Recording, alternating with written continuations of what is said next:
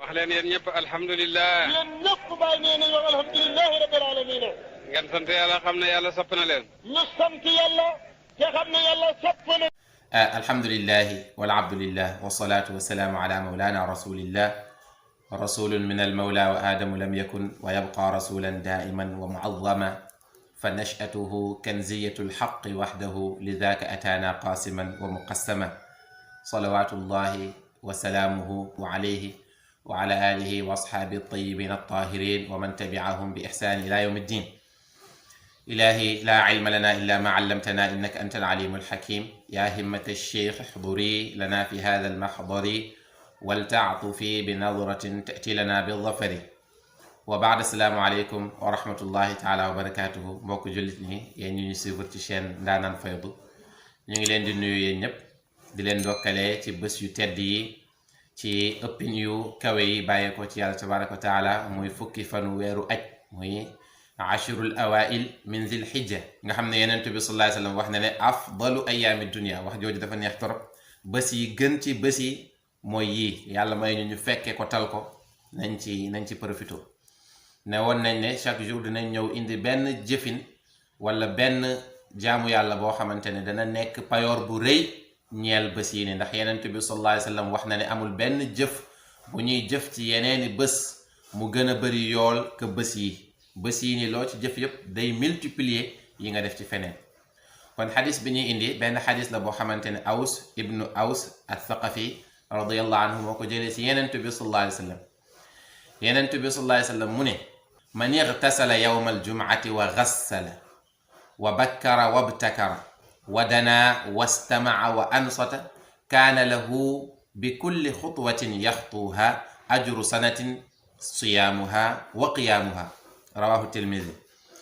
Yonent bi sallallahu alayhi wa sallam dafa wax ci xadis bu xamante ne xadis bu yéeme la. mu ne bu bés aljuma jotee képp ku ci sangu te teel a dem, mooy sangu na sangu set, sangu bi nga xam ne moom mooy sangu sunnatul jumaa, mu gaawal demam ci jumaa ja. amaana mun nañu wax ne bu ñu noddee zawal rek fekk mu ngi foofu noonu.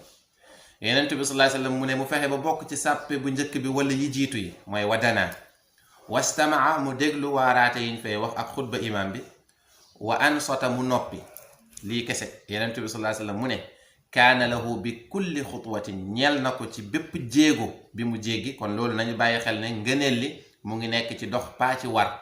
bésu aljuma bu mënti doon nag ngay dox jëm ci jàkka ja, fekk sangu nga sangu sunna ba pare tamit teel ngaa dem, te ba nga eggee noppi nga te déglu nga. Yonent bi sallallahu alayhi wa sallam mu ne jéego boo jéggi bu ne, jéego bi dañ la ciy fay atab lëmm jaamu yàlla, maanaam at bu yàlla nangu ci jaamu yàlla.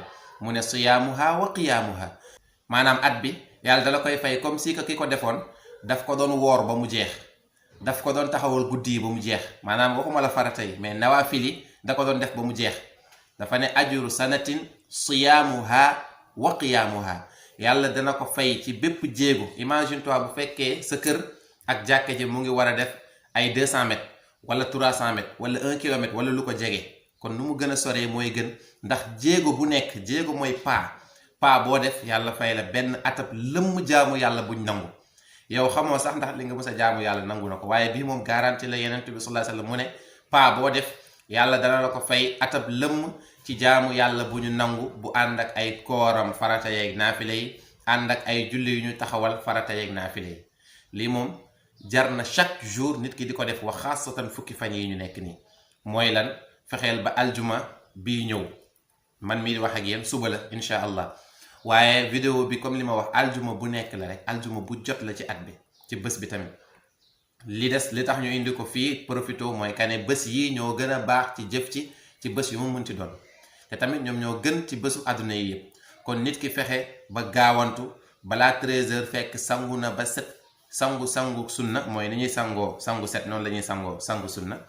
ginnaaw gi borom day jàppaat nag beneen jàpp boo xamante ni bokkut ak jàpp bennal boobu noonu pour jumaa ji.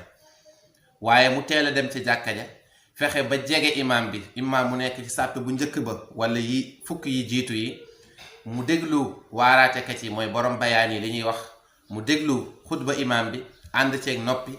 Yonent bi sallallahu alayhi wa sallam moo la garanti lii ne la xamal ne bu fekkoon ne fukki jéego nga def am nga fukki at jaamu yàlla yu yàlla nangu bu fekkee ñaar fukki jéego nga def am nga ñaar fukki at jaamu yàlla yu yàlla nangu ainsi de suite ba keroog ngay am 1000 pas.